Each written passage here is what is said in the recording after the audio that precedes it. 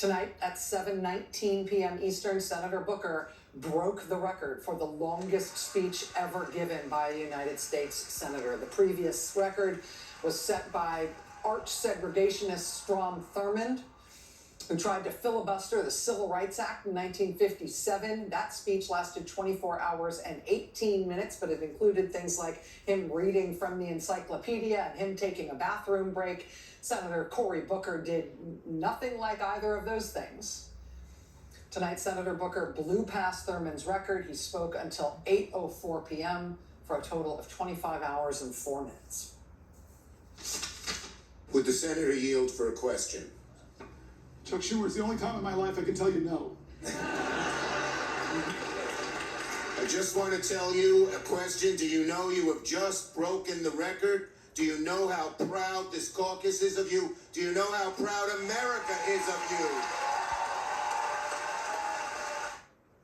That was the moment when he broke the record, but that was not the end. He then kept going. The whole time, Senator Booker was not allowed to sit down or use the bathroom. He did get help from his Democratic colleagues who took turns overnight and all through the day today, asking Senator Booker questions. That still did not mean Senator Booker could sit down, but it did mean that for the time they were asking their questions, he could stop talking for the length of time it took them to pose a question to him, whereupon it was time for him to start talking again.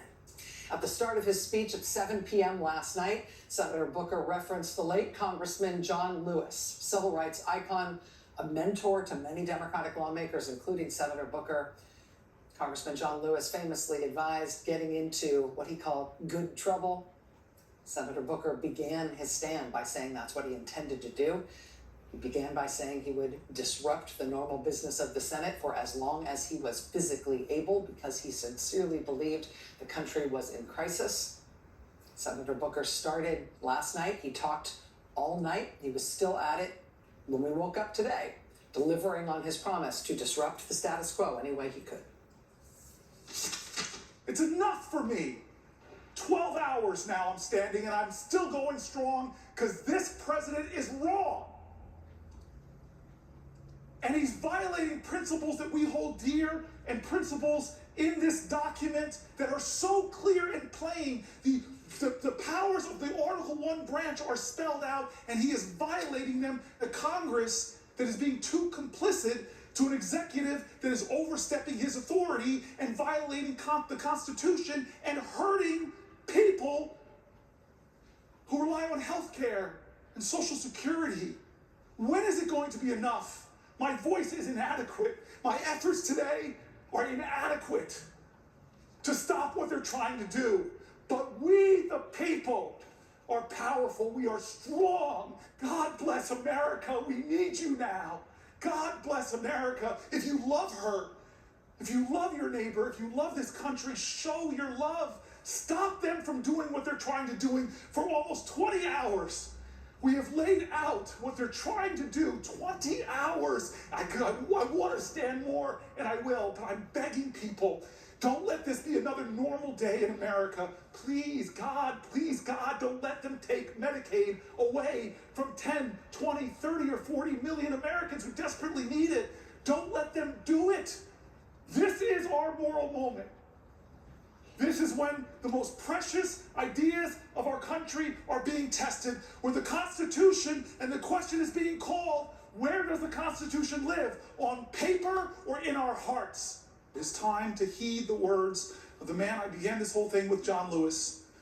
I beg folks to take his example of his early days, where he made himself determined to show his love for his country at a time the country didn't love him, to love this country so much, to be such a patriot that he endured beatings savagely on the Edmund Pettus Bridge, at lunch counters, on freedom rides. He said he had to do something.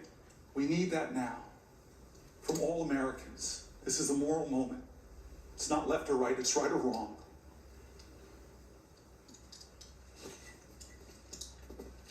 Let's get in good trouble. My friend, Madam President, I yield the floor.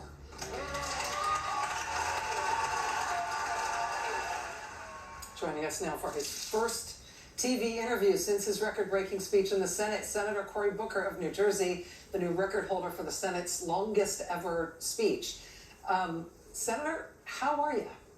I'm definitely hurting a little bit, but I'm feeling strong in spirit and grateful to so many people who allowed me to tell their stories on the Senate floor and who were there for me, from the parliamentary staff to my colleagues. It was a long 25 hours, but I'm feeling a lot of gratitude. Staying up 25 hours for any reason is a trying thing physically. What was different about the experience of it than what you anticipated? I mean, you stood by your fellow Senator Chris Murphy 9 years ago when he did 15 hours. He described that today as a solidarity or a sympathy filibuster, in that you stood with him during that time. So you've experienced some of the pain of this before, but A, you're 9 years older than you were then, and B, this was a lot longer. How was it different, and how much were you prepared for? I was grateful to Chris. I talked about it before, and I at the end tonight, I said, our balance sheet's not equal. I now owe you 10 more hours. I stood with him, and I really wanted to see if I could stand for as long as he and I were going to go. And he was successful that day in getting concessions from Mitch McConnell to have votes on the Senate floor around gun safety. Unfortunately, even common sense gun safety then failed. But for me, it was an experience that stuck in my mind. I could do 15 hours without going to the bathroom, even though my legs really hurt over those 15 hours. Both of us talked about how our feet hurt. And so when my team and I decided to do this, we just said, let's take some risks. Let's go out there and see how long we can last. And to be candid, Strom Thurmond's record always kind of just really irked me, that he would be the longest speech, that the longest speech on our great Senate floor was someone who was trying to stop people like me from being in the Senate. So to surpass that was something I didn't know if we could do, but it was something that was really, once we got closer, became more and more important to me. You used that phrase, take risks. You said repeatedly over the course of this filibuster, this speech, that you're motivated to do this by your constituents essentially challenging you to come up with something, to do something more than you thought you comfortably could do. Can you tell us a little bit about the decision-making process that you went through about deciding to do this? Obviously, you kind of kept it under wraps. You prepared with your staff, but nobody publicly knew you were going to do this until you started it. No, I do really credit constituents who are impatient, who are demanding, who are scared, who are angry, and very understandably taking that anger out on Democrats who have to take some responsibility for being where we are in American history right now. And so the more I thought about it with my team, especially after the decisions we made revolving around the continuing resolution, I've been working so hard with my colleagues trying to get them to engage in social media, put more of their heart and spirit out there. They're doing an amazing job.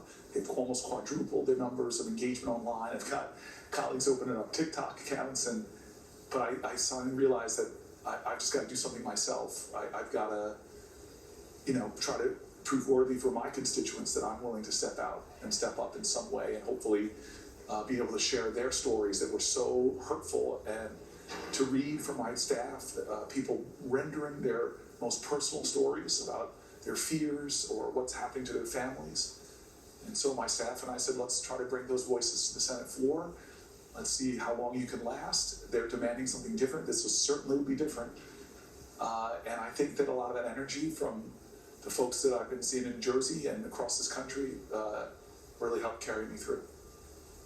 I don't know if you are conscious of how much this caught the attention and caught the imagination of the American people. I know that you're not using electronic devices on the Senate floor. You're not watching your TikTok numbers and your YouTube numbers and the C-SPAN contemporaneous viewing numbers while you're there, because you can't be. But every time that I checked any form of media by which you could be live monitored, there were no less than tens of thousands of people watching in the same place that I was in that moment.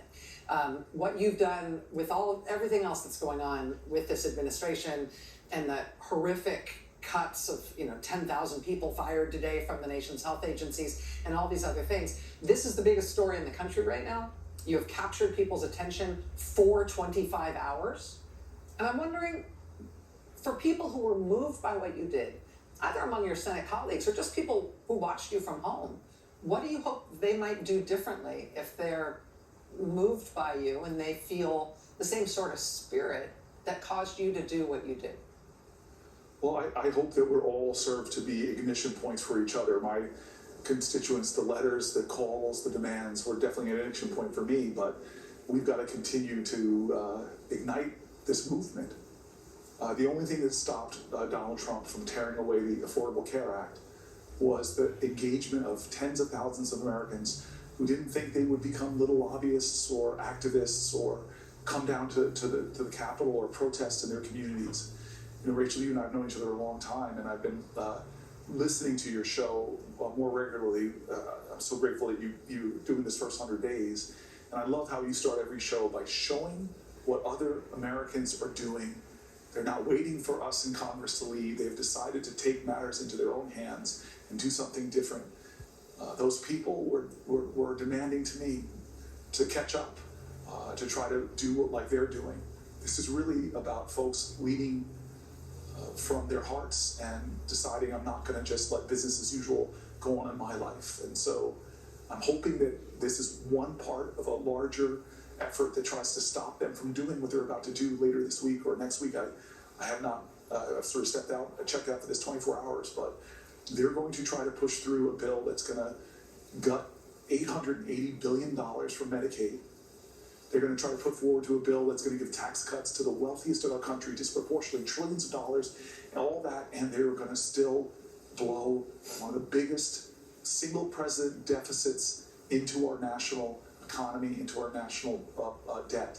It's outrageous, and we have got to try to stop them in the same way that the people of this country were able to get good conscious Republicans, Susan Collins, Lisa Murkowski, John McCain, to change their votes and stop him from doing it. Well, we need to move 3 members in the House, I think, and 4 members in the Senate, and all of us have to be a part of that. We can't sit back and do nothing. I'm listening to you and I hear you, but I'm also outside my body a little bit, marveling at your cogency right now. I know that, I don't know if you know that you are still making sense, but you're still making sense and your sentences are still properly structured, and it's starting to feel like a superhuman thing. I'm mindful of how much of your additional energy I'm taking right now. Am I right that you wear one of those rings that monitors your vitals? I do. My staff was telling me we had to look at what it says. So I opened it up and it gave me nothing on a sleep score because my heart rate was pretty damn high after about 4 or 5 hours, a little bit high. That's concerning. So there are definitely some physical things. I'm feeling it now, and that's the first time I ever did an interview with you where I got to sit down, and there's a man here I've known for years, and he's just, I almost kissed him when he gave me this seat to sit down, so I'm grateful. Well, Senator, as I said, what you've done has captured the nation's attention, and I think captured the moral imagination of this nation in a way that you were really demanding with what you did. And so I don't know what the outcome's going to be. You never know what the outcome's going to be of these things. I do know that if you don't do it, nothing's going to happen. And so I wish you rest, and I think you should get checked out by a doctor, and I think you should hydrate, and I hope you get people to leave you alone for the next few hours. Thank you so much, my friend. Thank you. Thank you, sir.